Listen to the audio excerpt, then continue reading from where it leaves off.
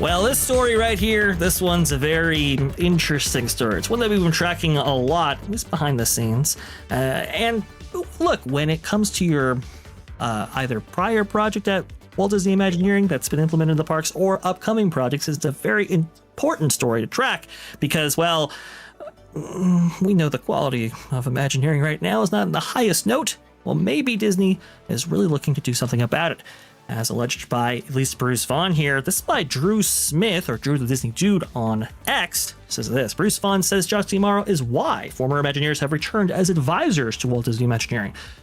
This comes back to like Joe Rohde, for example. Apparently he's come back in an advisory capacity, and a couple of other Imagineers, from what I understand, have also made their way back into the halls of WDI at 1401 Flower Street as well. Quote, let's bring them back under some sort of advisory thing and make sure they mentor. The wisdom is super important.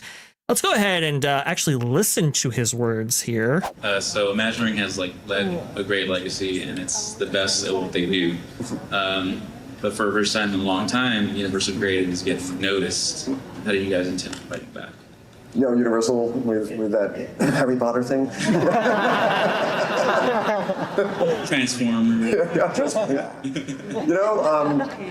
First of all, it helps everybody when the industry actually raises the bar, and it also keeps us on our toes. At the end of the day, I feel very strongly that there's so much more to what makes a Disney park and resort so great. It's the service, it's the cast. We have so many great stories. I mean, Star Wars changed my life. I'm so glad we have this now. We have these new stories coming out. We're beginning to figure out Marvel and how we can bring that in. Avatar is going to be phenomenal. And all the new feature animation and Disney products, more pirate movies. So it's, to me, I just feel like, bring it on. Bring it on. We're ready, and no one can touch it. This comes from a podcast, WDW Radio, Disney Parks, Movies, and More with Lou Mancello here. Okay. Well, let's stand this guy. Well, let's listen to his question and the context in which Bruce Vaughn speaks. It's very interesting because even outside of that direct quote, it's pretty revealing what's actually going on in the halls of 1401 Flower Street. Here we go. And I love the fact that you've spoken about the power of reverse mentoring. Yeah. It's not just sort of a leader teaching somebody new that comes in, but their willingness to sort of learn. That is super important. We have the great benefit, again, 73 years. And one of the first things I did when I came back, and actually Josh D'Amaro had asked me to do this, I probably would have done it anyway, but he said, let's get, a lot of people retired when I was away who were and it was like, let's bring them back under some sort of advisory thing and make sure they mentor, not to do the projects. We need the next generations of Imagineers to do the projects because that's how you cut your teeth and that's how you learn. But the wisdom is super important. And I do agree with you. The reverse mentoring is something that actually came. Okay. Reverse mentoring? Reverse mentor. Well, it's the shape language like it's going to teach Joe Rohde something? If you guys don't know what I'm talking about here. And so what we've tried to do is really bring that shape language from the architecture.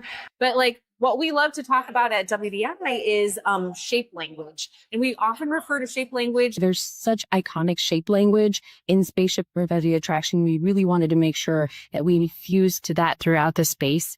That's because the reverse mentoring thing is there because they don't want it to be like these old white men are coming in to tell Miss Stunning and Brave shape language how to actually do her stupid job. That's reverse True. mentoring. What in the name of shape language is happening over there? That is ridiculous. This is something that I can tell you that as a former cast member, Disney does so often. They create these phrases that they believe are going to help you out as a cast member, whether it's Imagineer or whatever your role happens to be.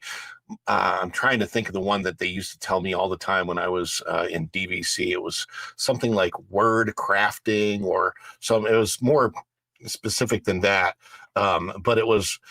I mean, what they were basically saying is this is how you need to phrase things to manipulate your audience to come in and take the tour.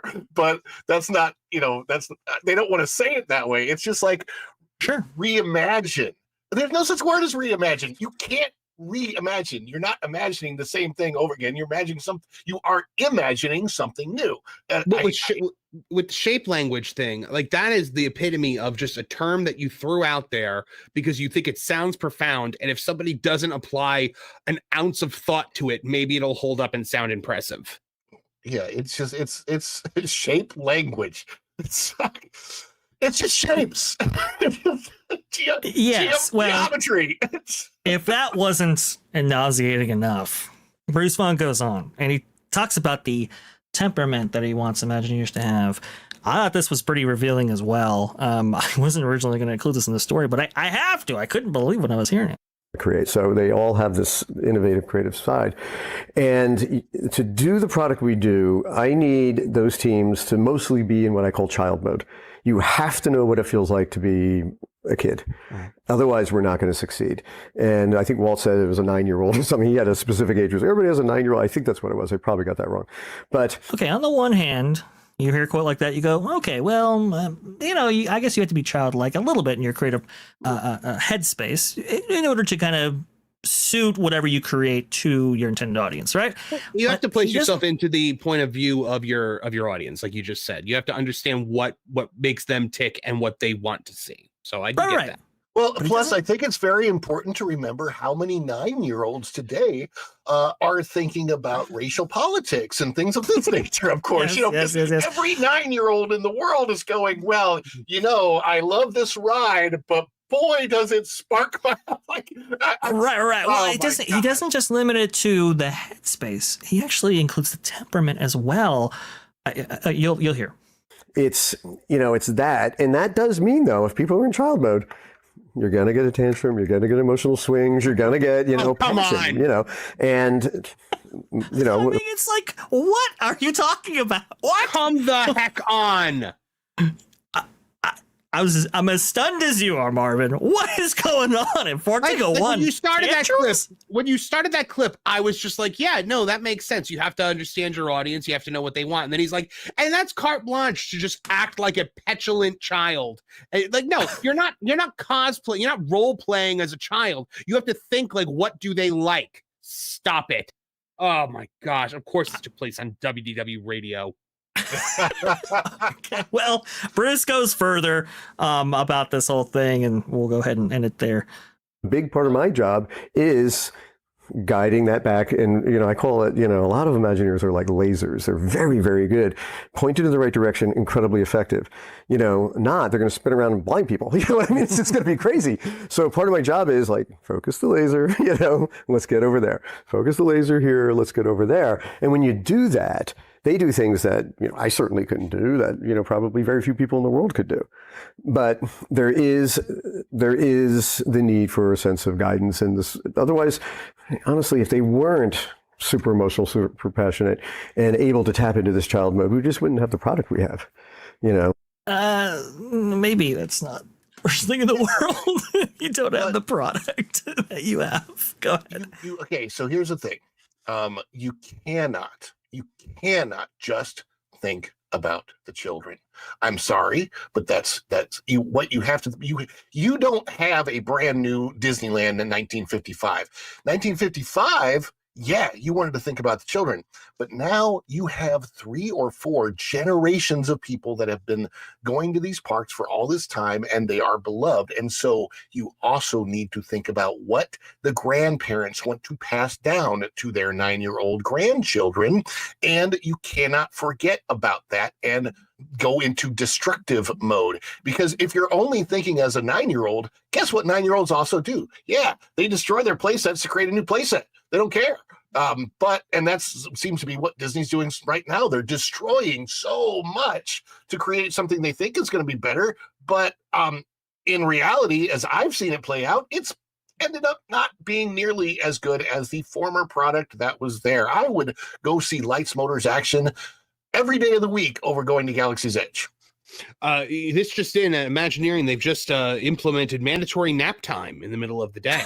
And they take breaks to finger paint, and they get milk delivery from the janitor every day. Oh, milk. That's a step up from apple juice, I do believe, right there. Yeah. Is that chocolate milk or white? Well, it depends on what you order, chocolate skim or white milk, Yeah, exactly. Or almond, we got to be inclusive. But I just can't believe what is going on right there at Imagineering. And it makes sense that they would want everybody to come back. And this, by the way, demonstrates that there is a talent deficit, as we've been reporting here multiple times here at that Park Place. There's a talent deficit at 1401 because there's no reason to bring these people back if you're content with the talent pool that is actually there. They did a lot of stuff, folks, to boot out as many Imagineers as possible. Okay, they put them on minor projects and so forth. They implemented a mandate when it came to a certain procedure, right? They did all kinds of stuff. It took away funding, all kinds of stuff to kind of basically force retirement out of so many. And that's why we had the retirement of so many great legends that we heard almost all at once. And, post 2021, especially with the whole move, right, to Lake Nona that they were trying to get Imagineers to move out to Florida for that whole thing. Between all of that, they lost like 90% of their workforce at Imagineering. I mean, it's that much. And Universal Creative was hiring, and that's where they went. A lot of them anyway, and some others either retired completely or went to other companies or corporations. It's really, really sad. And I think the reflection of these moves you can see in the parks themselves. Look at the Epcot project. Look at Celebration Gardens and the lights that still haven't worked. Look at the unthemed hotels. I mean, the new hotels are being outsourced to Marriott designers or Hilton or Howard Johnson's or whatever. Gensler. World of Disney in Disney Springs. Yes. Look at that. Yep. They took this creative, amazingly themed store and turned it into Target. Correct. And you just see the quality of work out, but it's just not up to standard. Look at Tiana's Bayou Adventure. Look at the myriad of projects that we've been covering here in that Park Place over the past couple of years or so. It's all demonstrative. It's all reflective of this mindset of, well, we can go ahead and do without these legends that cost a lot to actually retain, right? Let's go ahead and get the college grad just out of design school, hire him, and he implement the work just as well. Well, apparently not. They've now realized that. They've now realized they have had no plan, and now they're attempting to dedicate these legends to actually training up the youth Imagineering team, and I just don't think it's going to be enough. Marvel never would have brought the Russos and Robert Downey Jr. back if everything after Endgame was going perfectly. Yeah, boom, right there. It's not going perfect. Marvin, have you been on the new test track yet? Not yet. Well, the queue is the ride. I would say there's a 5% improvement in the ride experience, but it's the same ride, right? It's just themed a little bit differently. Fine, no big deal there. But the queue has had such a downgrade in the sense of you can tell what the Imagineers that did that queue were trying to do. Oh, we're going to make it look very modern or very futuristic. And what they did was they sterilized it, and it looks like you're in an IKEA. I mean, it's so boring and sterile. And by the way, it makes the wait time feel so much longer than this. Like, there is nothing exciting to look at. I want to say there's 2 or 3 very boring videos along the way, and these cool futuristic cars that are sitting there and doing nothing. But it's basically just tones of white, black, and blue. Kind of like my background, but imagine this background, and you're in a queue that looks like this for an hour. That's not everything. Not Everything is sterile. Everything is sterile. Also, Joe Rohde's ear is disgusting, and I can't stand looking at it. I love his work on everything except his own ear. Yeah. hang on. I think we have a clip. Is that like a personal attack or something? No, it's an observation. The chat agrees with me. I've been thinking that every time it comes up. Like, why would you do that to yourself?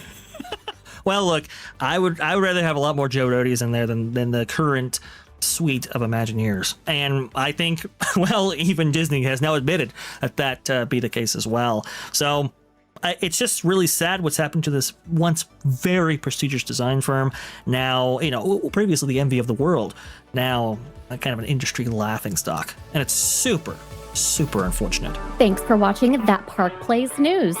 For more information, consider checking out www.thatparkplace.com. And don't forget to subscribe, share, like, and send this out on your favorite social media accounts.